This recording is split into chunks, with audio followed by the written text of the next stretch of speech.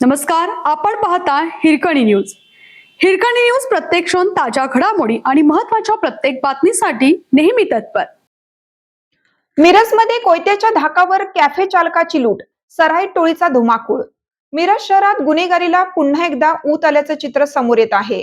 कोयत्याचा धाक दाखवत सराईत गुन्हेगारांनी कॅफे चालकाची लूट केल्याची धक्कादायक घटना उघडकीस आली आहे. या प्रकरणामुळे शहरातील व्यापारी वर्गात भीतीचे वातावरण निर्माण झालं आहे. मिळालेल्या माहितीनुसार फिर्यादी चिदंबरम सुनील शिंदे याचा छत्रपती शिवाजी चौक परिसरात ब्रदर्स अड्डा नावाचा कॅफे आहे.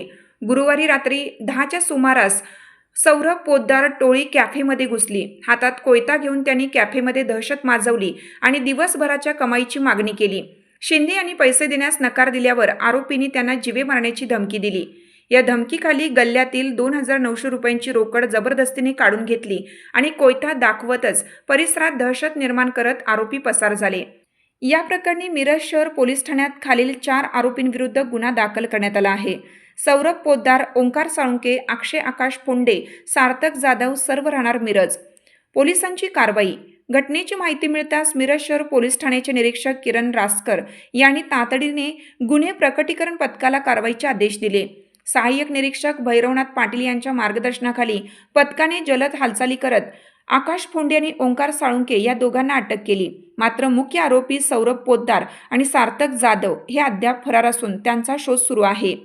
शहरात भीतीचे वातावरण. या घटनेमुळे मिरज शहरातील व्यापारी आणि नागरिकांमध्ये भीतीचे वातावरण निर्माण झालं आहे. विशेषतः रात्रीच्या वेळी सुरक्षा व्यवस्था वाढवण्याची मागणी जोर धरत आहे. या प्रकरणामुळे शहरातील कायदा सुव्यवस्थेवर प्रश्नचिन्ह निर्माण झालं असून सराईत गुन्हेगारांवर कडक कारवाई करण्याची मागणी नागरिकांकडून होत आहे. हिरकणी न्यूज करिता संपादक नजीर शेख, मिरज.